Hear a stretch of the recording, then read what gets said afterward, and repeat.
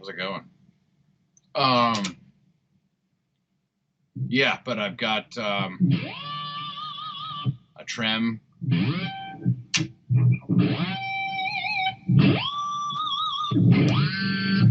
So I can do all the silly stuff, and I can sit here and riff too. Does that sound all right? Like, I mean, I know it's just picking up from like the normal microphone, but does it sound all shitty?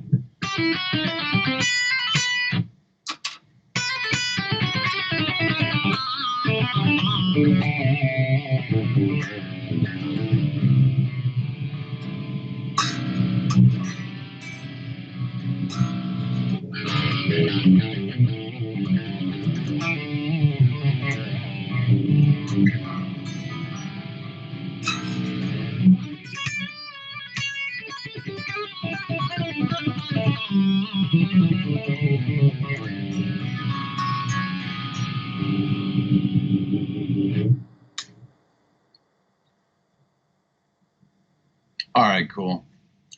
Do you guys it's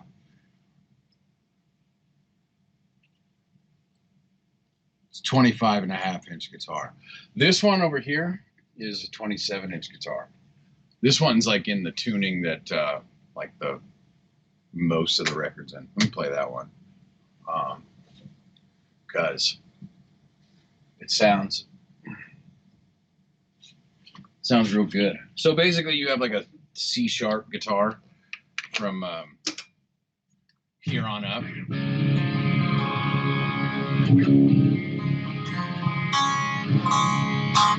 And then you got a fourth below that, G-sharp, right? So this is...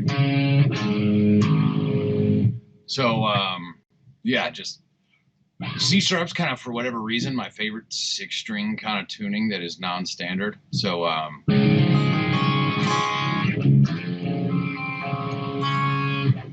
what string gauge? I think this is oh, I got it right here. 11, 14, 18, 30, 42, 56, and then a 74. Although you know, I guess most people would probably go like lighter on the 74 thing, but I just I find that it sounds too like boingy, you know, on the string, you know, but I wanted to sound like sounds nice and strong, and it sounds like it's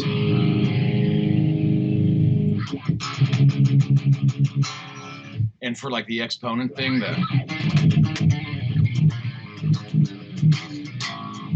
I want that to sound nice and sturdy.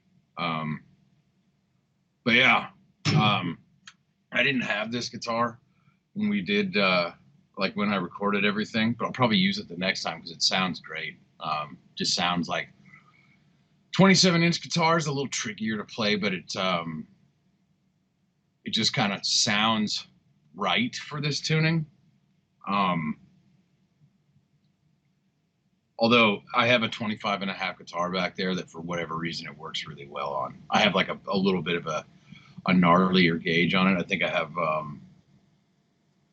a 76 for the G-sharp, but yeah, it fucking sounds cool. Dude, about picks, I have, right now I just picked up this, it's like one of those James Hetfield picks, the White Fangs, which is cool. It's like a 1mm.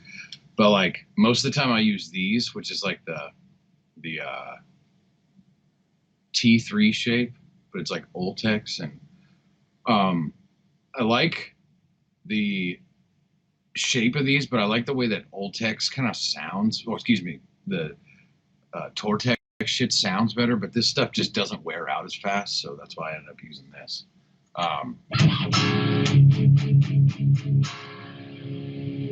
And then there's this guy. I guess they sound very similar, but yeah.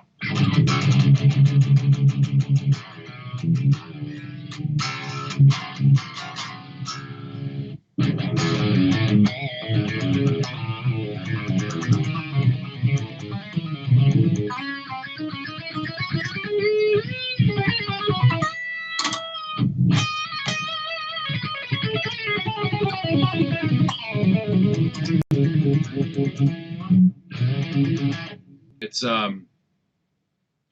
tricky guitar to play, but it does sound pretty good. I'm only gonna do this. Sorry guys, I've only been, especially since this one isn't super G. I'm probably only gonna do this for like a half hour because I've been down here teaching all day. But yeah, let me just answer some questions.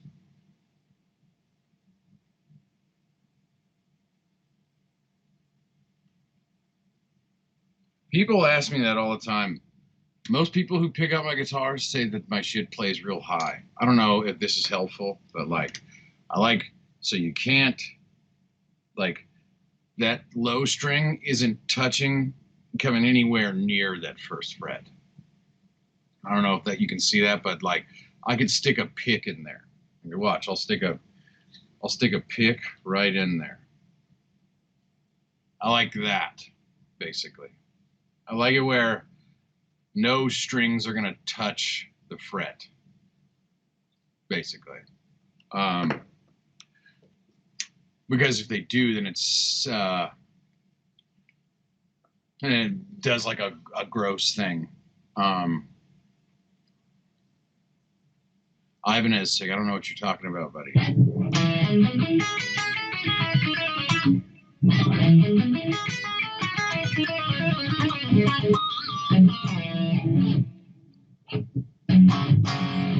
Yeah, I don't really, I can't really, I don't know what you're talking about when you're talking about an Ibanez SIG.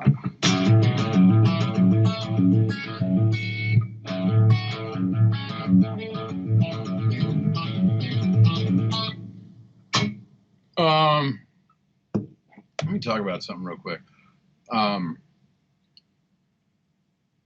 Something that I do that I was doing today with someone. So if you have like a grouping like this, it's like a 3 notes per string thing where you have to do like a 2-way pick slant, like going. But if you a lot of times when I first pick up a guitar and the first thing in the morning, I play unnecessarily hard. So this is one of the things that I'll do. So I'll play like a triad thing and descend on the scale. So I'll have this.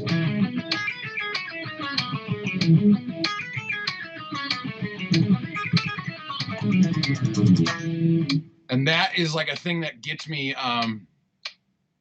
calibrated. You know what I mean? Because I have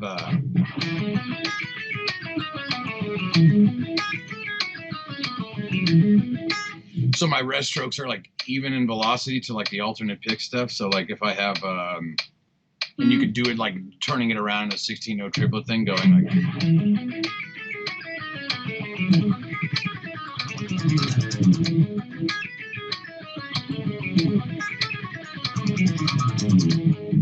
and that kind of gets me feeling right. You know what I mean? Because sometimes the first thing in the day, I'm a bowl in the china shop, but then that helps me get everything being nice and even. And you can run those through everything. So you can sit here and kind of just take your 5 chord right here, start. You're good.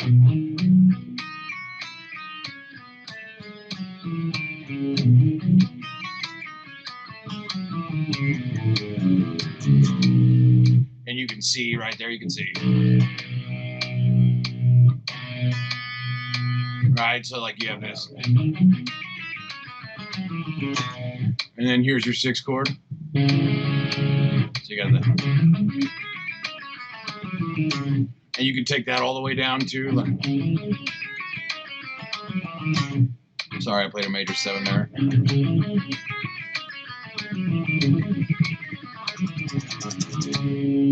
And that is a thing that you can just kind of keep looping back on itself. Now this is your 2 chord one, which would be minor 7 flat 5. So you, instead of playing it like this, you're playing it like this. So you have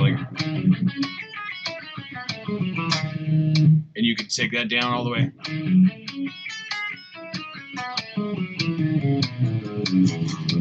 there's that minor 7 flat 5. And then you got this one.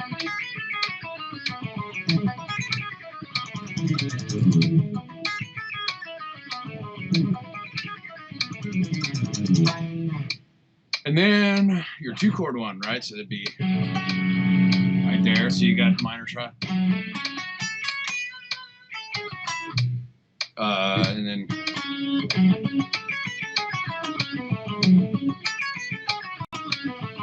you can take that one down all the way down to like.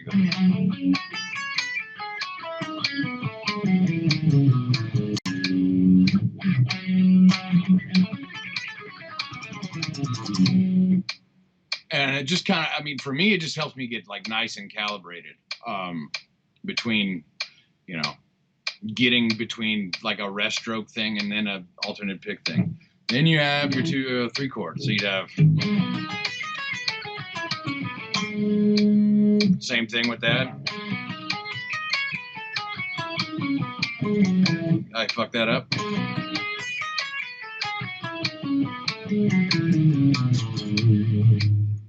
And then you got your 4 chord. So you got you have a sharp 11. So you got, you could take that one down.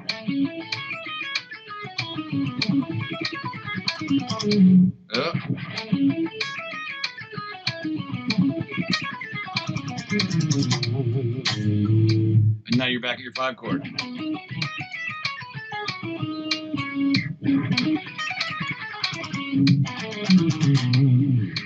And then that kind of helps me out. The same thing happens for any of these kind of licks, like these. You can kind of get that going too, feeling right first thing in the morning. Going.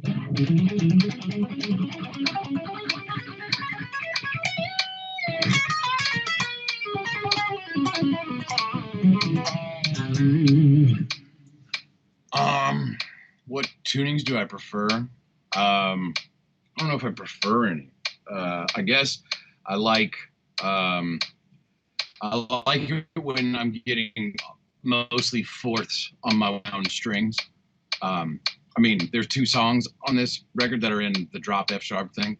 And that just kind of makes certain chord voicings easier to play, right? Because, you know, it's bringing whatever your root was going to be up 2 frets, so you can usually grab it within a 4 or 5 fret range. But yeah, that's pretty much it. I guess I just, like I said, I always like this C sharp tuning, and then just a 4th below that is G sharp, and then, you know, it just sounds wicked, you know. And I guess like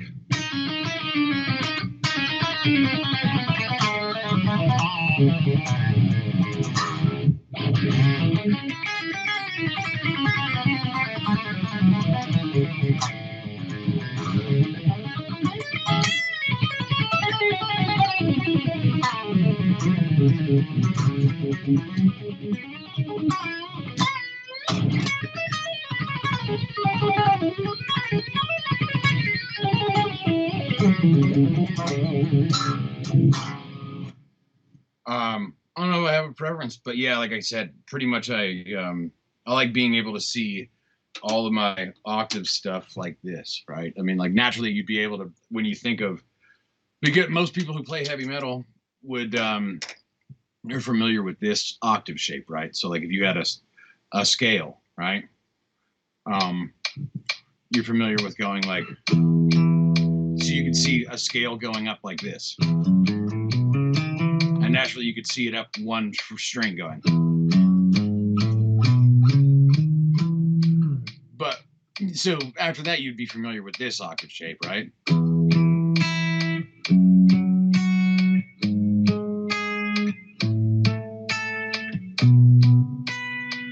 So you could kind of sit like a, but if you can see it across 3 or 4 strings at a time in a position, that seems like just it's more helpful, because then I can see triads and 7 chords, right? So if I can see this, but I can also see this.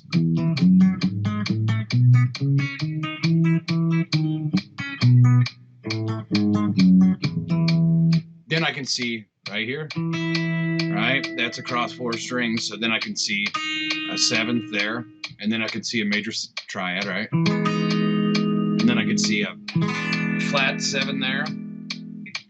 And it demystifies, I guess, it per position, and you know, then you're not orienting yourself with the key by the low string anymore,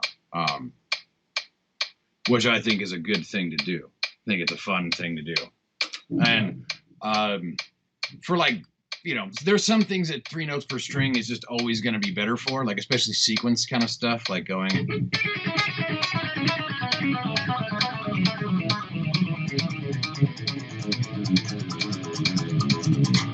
There's certain things that's always going to be better for that, but I don't. One of the reasons I don't like it, like 3 notes per string straight up. I mean, there's certain things it's invaluable for, right? Like especially this.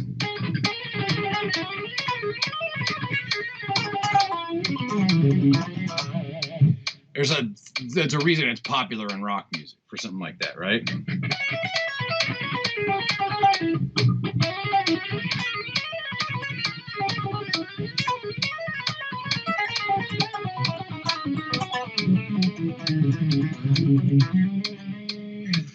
But if I can see this, like this is kind of what I show people, like think of it as like a modified 3 notes per string. Like if you played business as usual, like on the wound strings, you played like a, and then played, instead of going B, C, D on the G string, play 2 notes on the G string. So you got,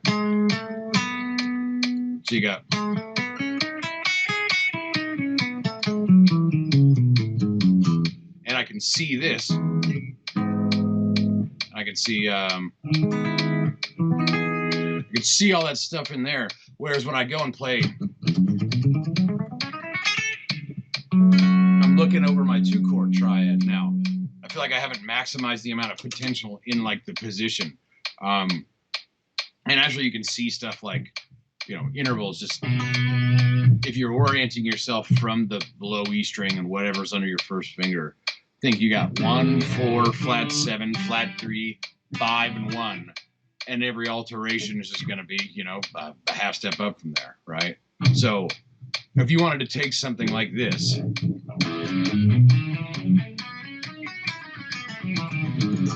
and then play like this,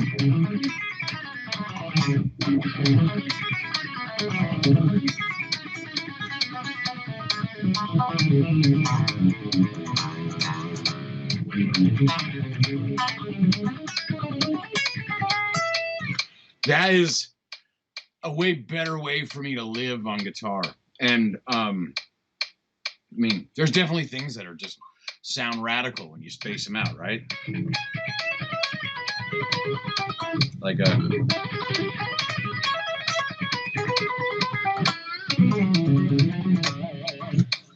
and that's all good.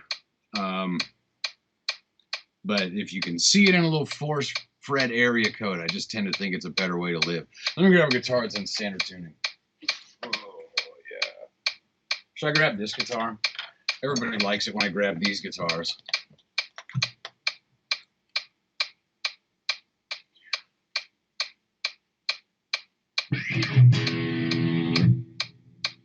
Everybody likes when I grab the Dimebag Darrell guitars.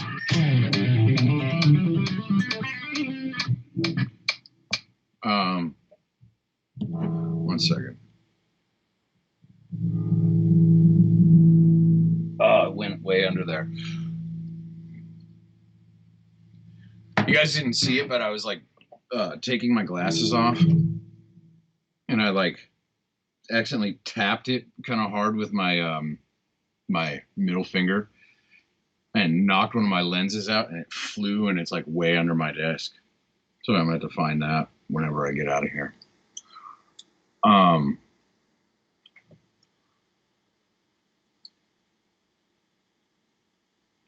What's the type of neck pickup for what?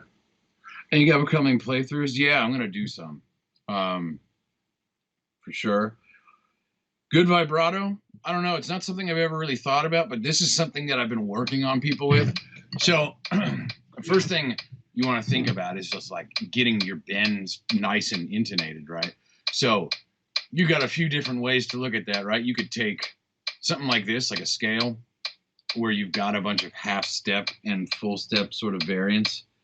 And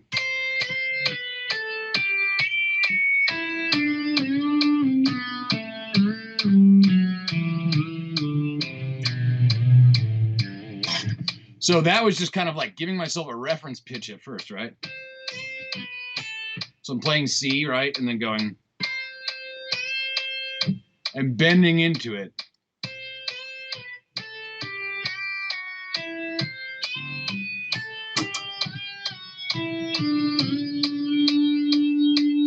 Now, if I get that in tune, then I like everything from there is like a rhythmic subdivision, right? So if I had like a, that would be kind of like a like 8-note thing.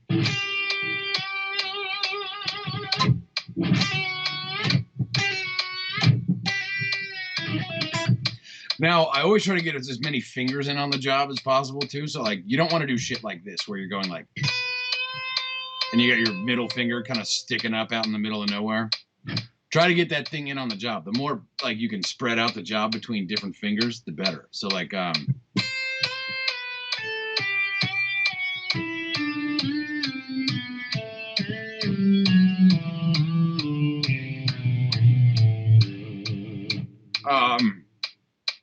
and then you could take that across like, so anywhere. Oh, this is the other thing.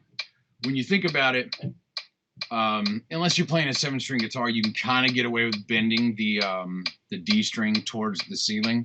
But try to pull, like think of it, you're going to go up towards the ceiling for your high E, B, and G strings, and then start pulling towards the floor for your D. So like watch real, like a,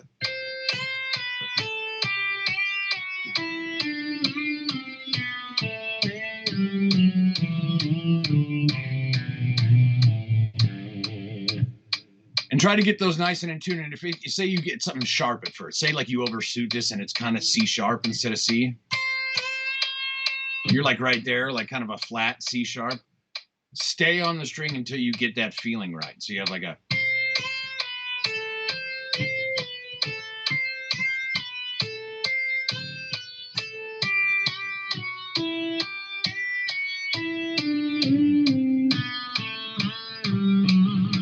and then you could take that up and down A string. Like, so I'll just go.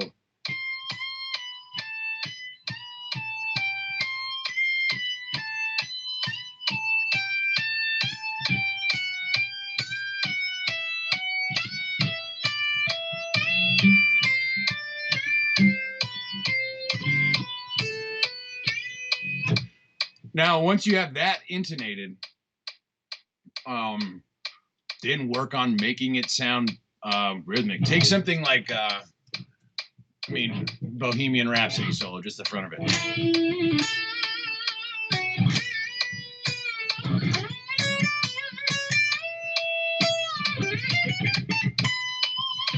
Think about like how lame that would be if you just went.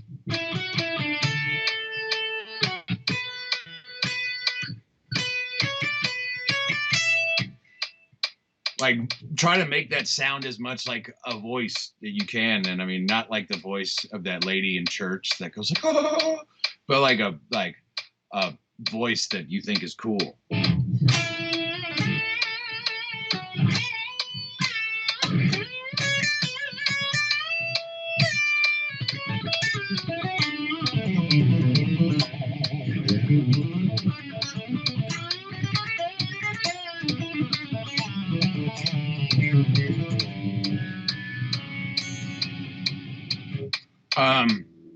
And then,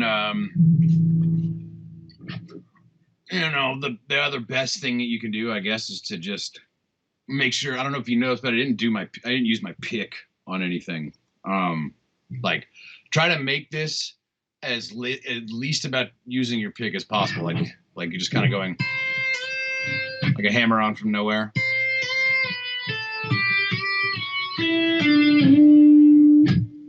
Or, I mean, take any kind of melody, like Mary Had a Little Lamb.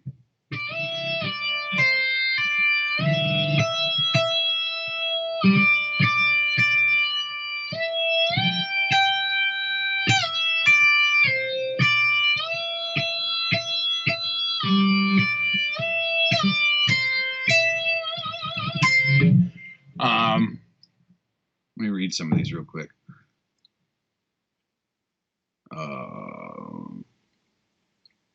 When I'm writing, I need to consciously avoid the O open string root stuff.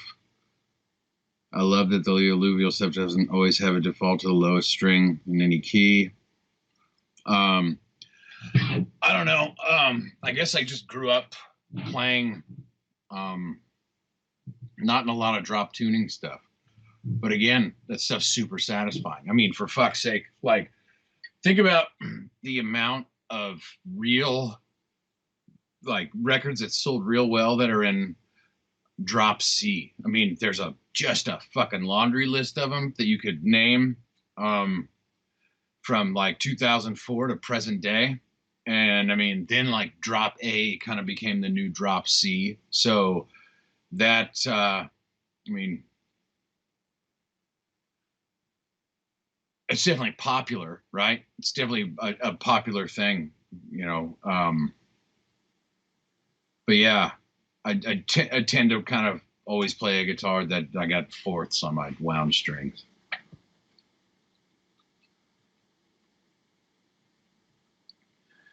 Drop Q, yeah. I mean, I get it, dude. I mean, it's definitely like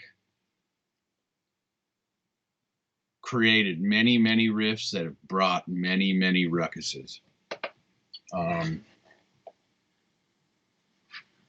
think, what else could I do here?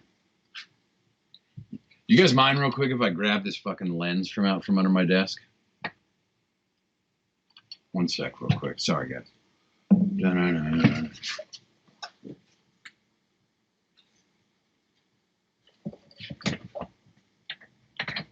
There it is.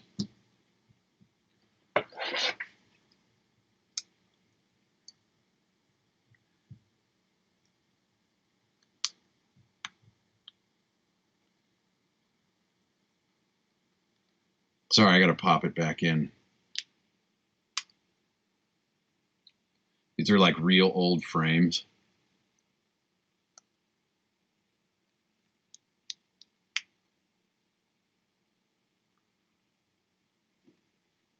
Let me clean them real quick.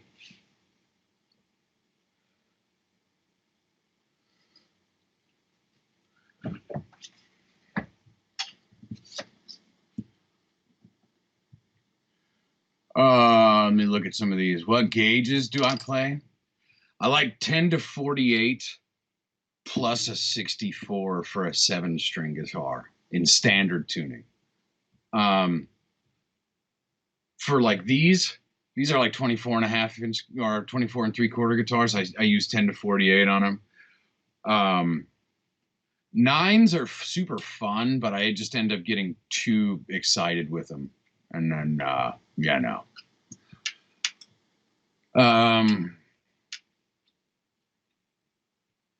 And then, let me see. Let me take a gander here. What artist got me into playing a 7-string? Jeff Loomis. Yeah, he's the main one. He was the guy who made me go like, wow, this is cool. This is a rad thing, and I should get into it. He still is that way for me.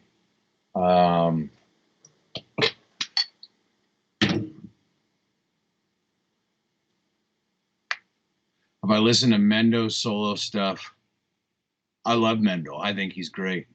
Yeah, he's great. He's about one of the sweetest dudes ever. He's great at guitar. Let me think. I'm trying to make sure I haven't missed any of these. I'm sorry, guys, because they're kind of like trickling in.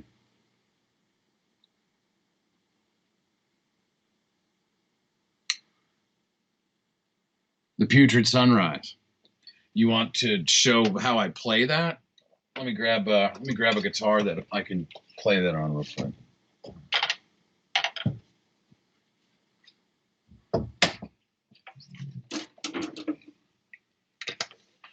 What's your question on it? Just like how to play the riff?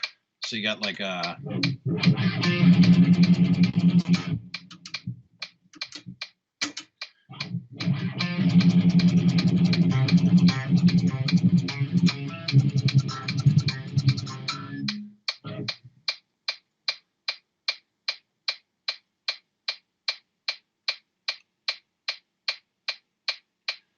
I can't do any playthroughs right now, dude, because my audio's like I wanted to make my playthrough. I wanted to make like a, you know, my Logic audio come into here, but I couldn't figure out how to do it today. I was busy. I'm sorry. I promise I'll do another one of these and I'll have my stuff like dialed better. But as far as the guy who's asking how to play the Putrid Sunrise thing, so we got this.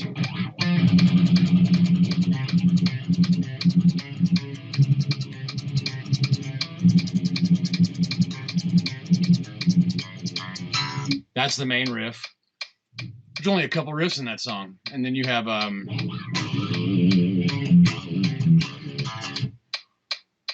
just like a big old Great Southern Trendkill riff. So you got,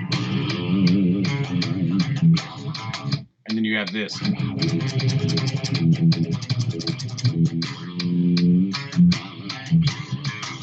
Same thing, and then you got.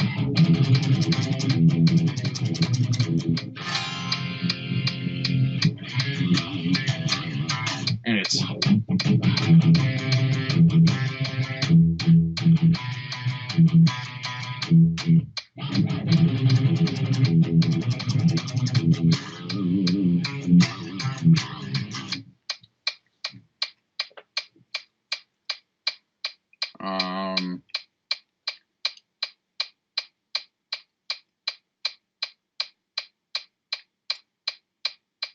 yes, Mendel.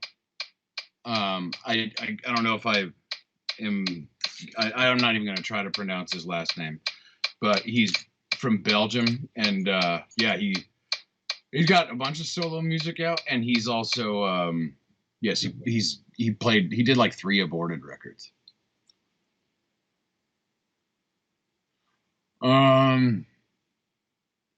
Yeah. You guys have any more questions? What's my favorite solo?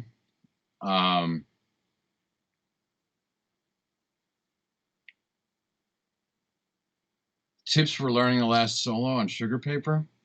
I mean, we have tab books that we just put out. You can see them right there on this thing. It says Alluvial tabs. Well, you can go to a band website called alluvialofficial.com, and then there's some buttons on there where you can buy the tab book. And for anyone who's interested in that, I mean, me and Tim transcribed it, and we're selling it so we can buy a van, because none of us have rich parents, so we're just trying to buy a van so we can go out and rock.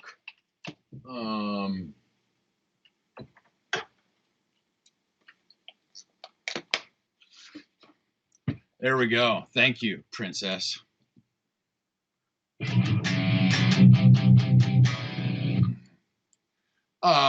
Somebody asked about some stuff with regard to sweeping and or rest strokes.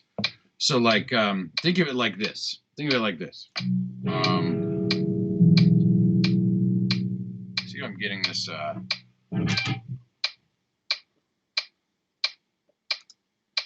There we go. All right. So you can see this kind of going. You're not picking up each time. You're literally falling into the next string, right? You have this. So get this. Think of it as like your trust falling, like on the playground with your friends. You have this.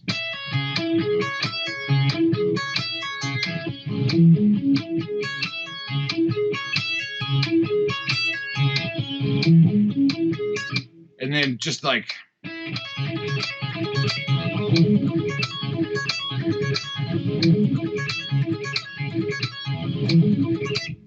That's kind of the motion, and then there's a little bit of a slant change. You have this, and turn it around with a downstroke. So you have this this kind of thing where you have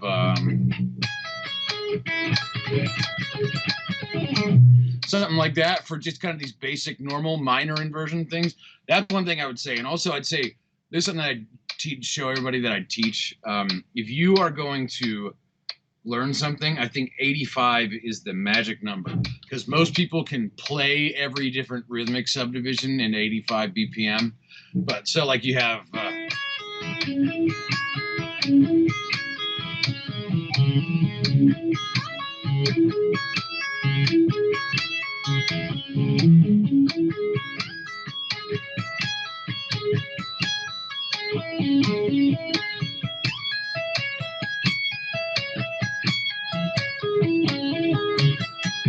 and then take that up in like the next grouping of, so this would be like a group of just 4, like 16 notes.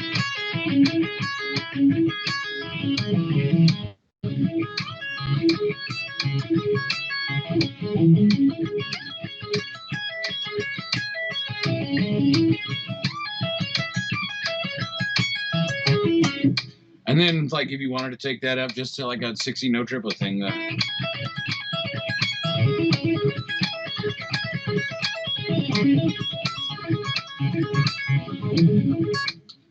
and I would say try to really practice this in a given tempo and feel every rhythmic subdivision, while instead of bumping things up and playing the same rhythmic subdivision at like in a different tempo. Now, this would be a good one. So if you have like a 7th chord arpeggio, right? Something like this.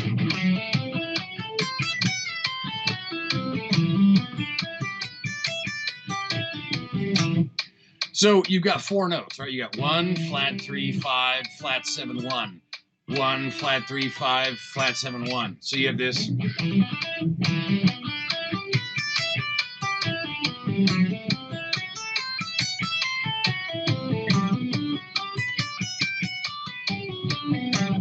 If you can sequence these out, then you just get more mileage out of them. So check it out. If I, instead of going, I can't even do it because I usually try to just play these like it's all sequenced out. But this is what I mean, just going.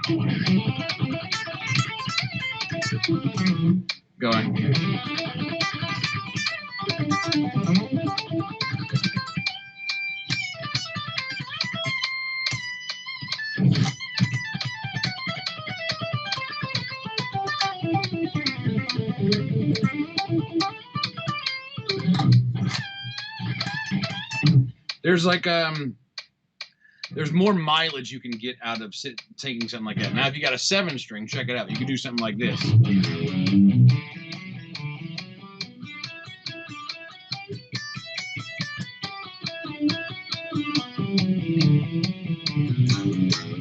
So that's the same thing, just in a couple different octaves, right? So we have.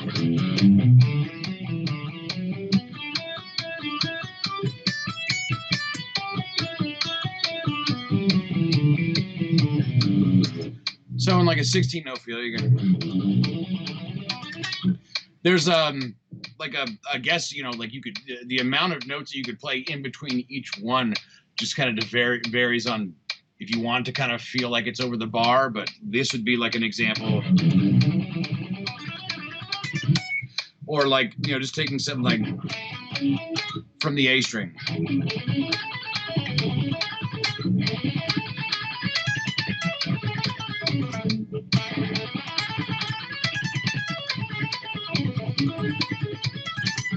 Something like that.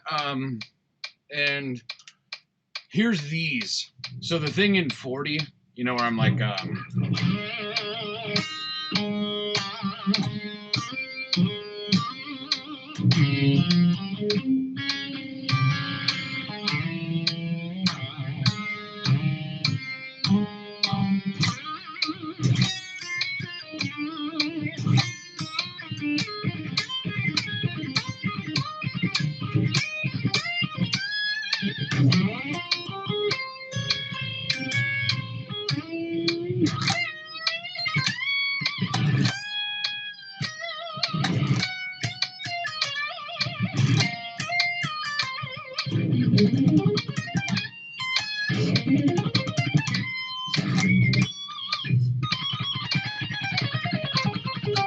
These things, I'm kind of playing that shitty right now, but going. These are, I call them 313s, 313, 132s. So you have this.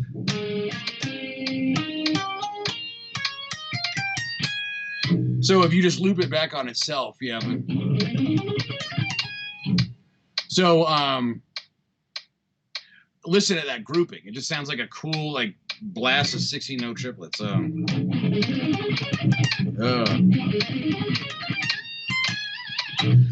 me do it right here since you can see it like on A flat here, 4th fret. So we're gonna go.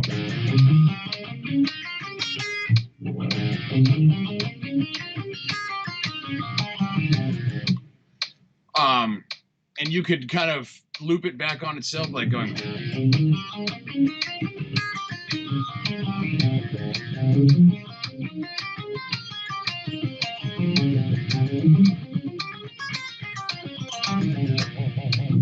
It's kind of a cool way to just jump at of, you know, like just a normal scale thing, just going. Having this 1, 2, 3, 5, 7, 1, 9, 4, 5, 6, 7, 2, 1. Yeah.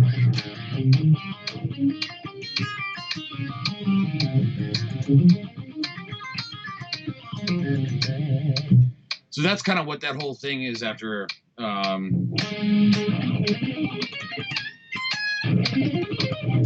It's really hard to play it up on this guitar. But yeah, that's the whole kind of move. It just kind of sounds like a little quick little blast of some notes. And anybody have any other questions on certain solos from the album? Yes, I am economy picking it. Check it out. It goes like so. Look at it like this. I mean, I think it just makes sense to. So I have.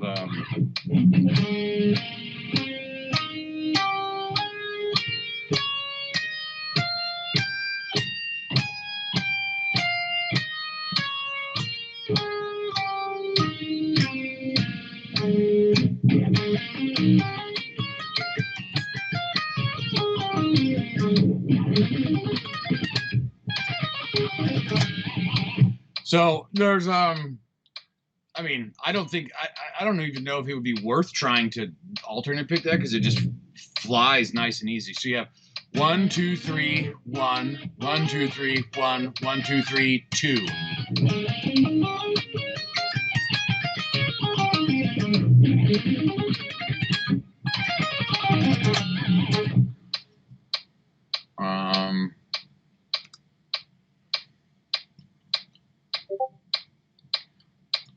Is thy underling? No. I haven't thought about that, though. That sounds, I guess you could see that riff maybe sounds like that. You're talking about this riff, right? You're talking about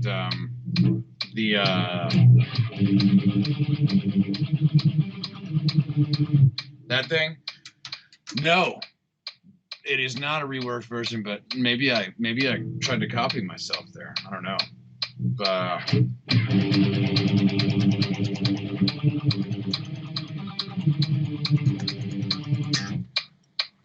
Riff to exponent? No, sorry, but now that you pointed that out, I get where you're seeing that. The riffs are not the same at all. I think it's like.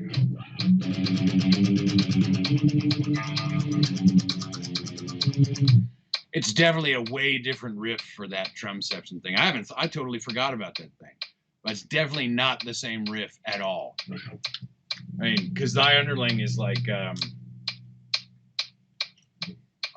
this whole thing.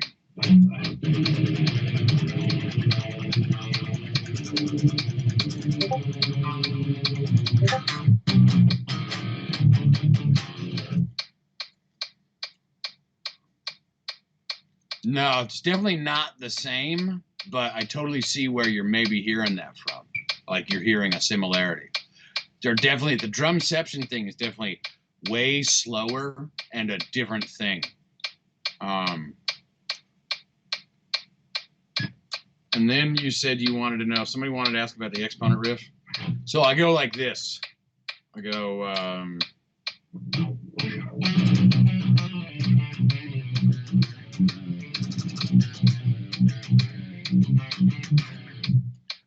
me see, can you even see that? Let me make sure I'm.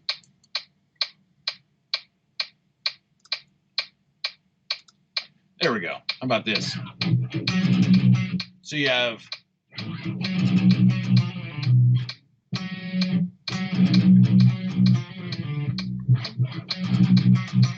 and then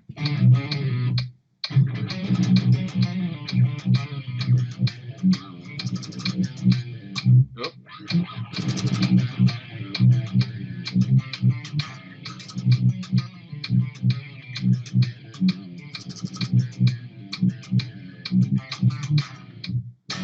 So you got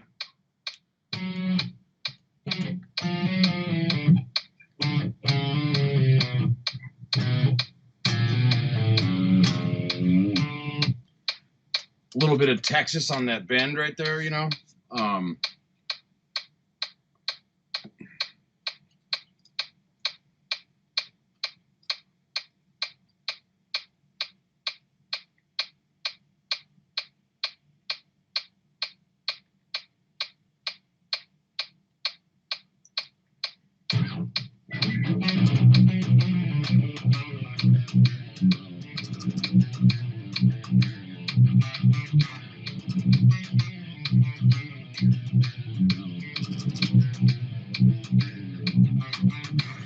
Oh, he goes.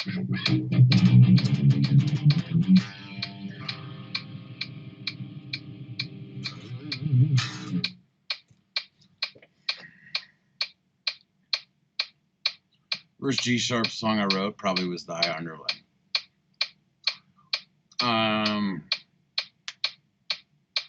Yeah. What's another thing you guys gonna ask? I'm gonna get off in like 7 minutes. I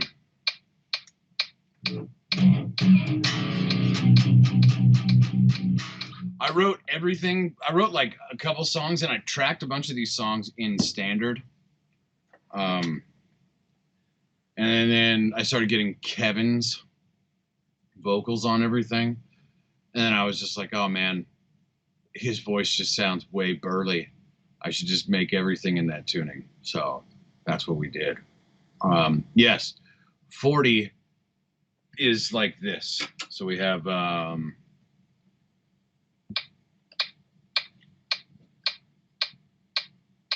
me see right here. Maybe this will work. So you got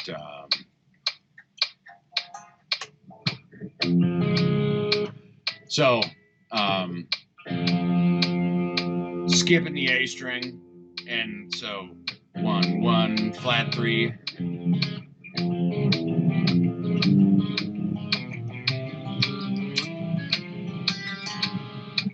So that's slower.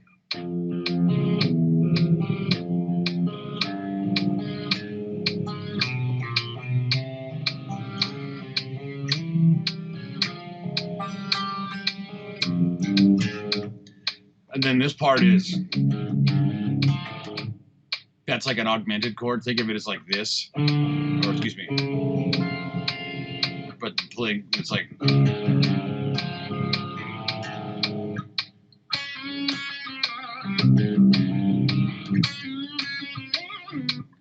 And I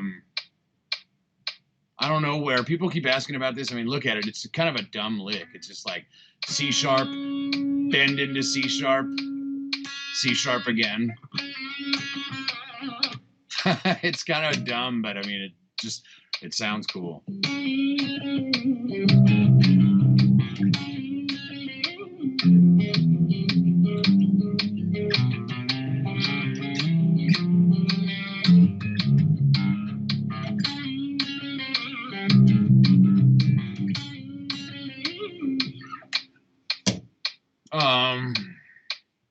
Oh, I guess there's one thing after this. That's the only part I use my pinky on for that. The rest of it, it's pick and then this and this. So you got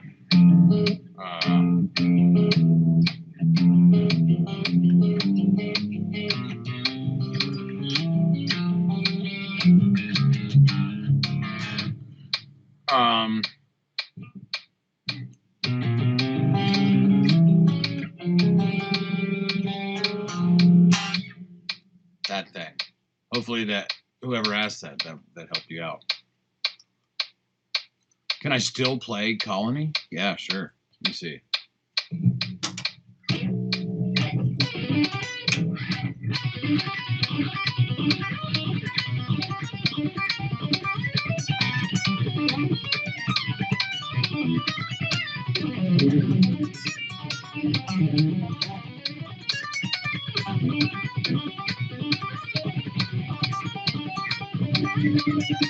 Oop.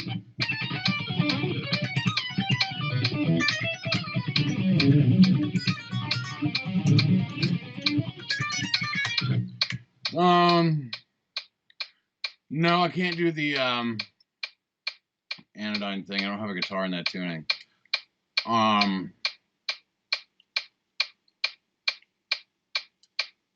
Tips on hitting pinch harmonics.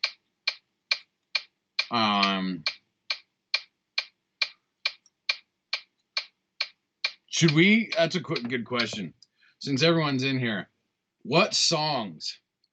And there's like 3 minutes to do this, kind of. What songs, if there were any? Not that we're in a rush to do this, but if there were any songs from the first record that you wanted to see re-recorded and have Kevin have vocals on, which songs would that be?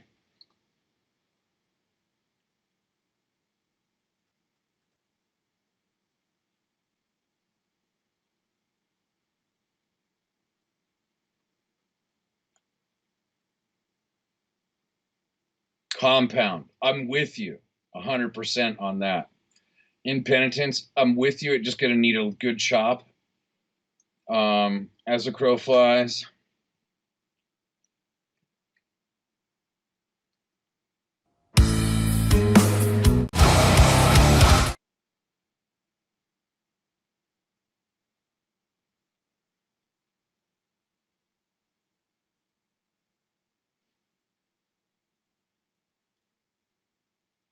All right. Well, Kevin's in here, and yeah, I was gonna say those are the ones I thought of. I thought Colony, Compound, As the Crow Flies, and Impenitence. But you got to realize that like some of these songs are gonna get like a pretty serious chop because they're real fucking long. You know, some of them are real long. So yeah. Just gonna have to get a good chop. So expect them to be considerably shorter songs once they do come out. But hey, how many people in here picked up the record, the new record?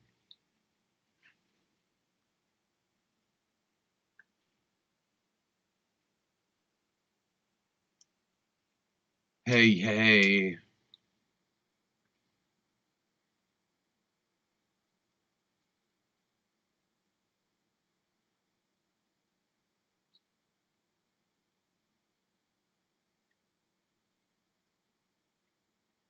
Okay.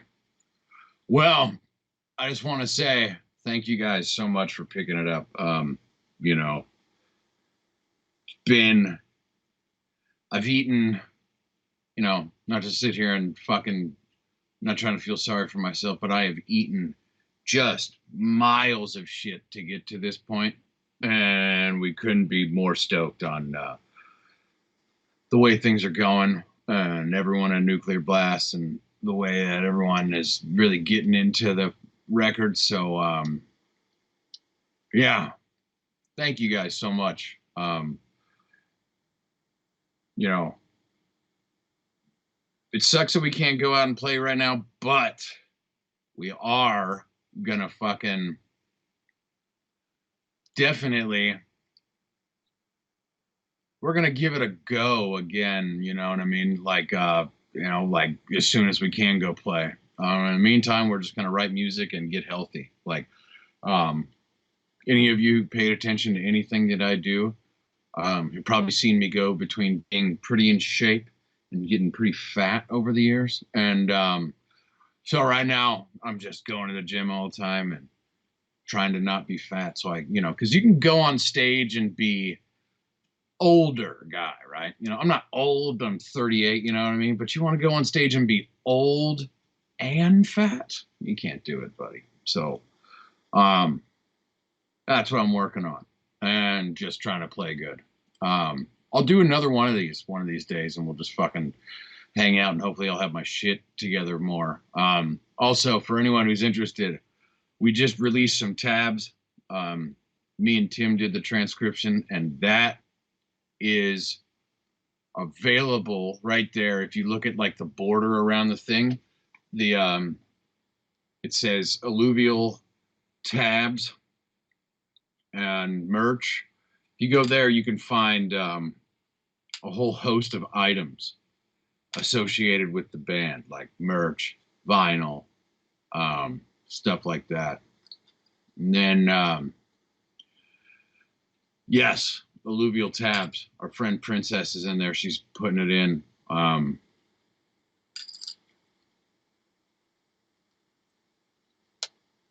Yes, and if you buy the tabs, like it's not like we're just gonna go and fucking like buy new iPhones and shit. Like we're just gonna buy a van. That's what we're gonna do. None of us are have rich parents, so we're gonna buy vans so we can go and play for you guys and all that jazz. But I will. I'm gonna take off. But I had a great time hanging out with you guys, and thank you for picking up the record, and thanks for just being involved. We're grateful. Also, Kevin Muller is in here, our vocalist. He has a Twitch channel, and his shit is great. So, go on Twitch, or like go and fucking Kev, put your Twitch shit in here so they can all go subscribe to your shit.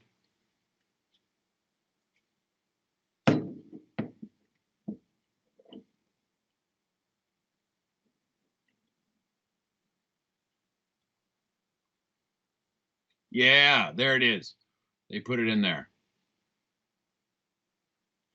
Yeah, go subscribe to Kev because he goes on there and he does vocal stuff, and his situation looks just leagues better than mine. You know what I mean? He's got a great camera and all this stuff.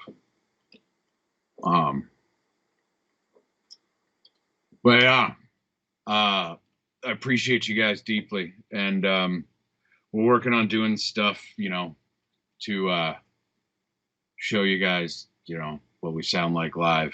So thank you. I'll talk to you soon.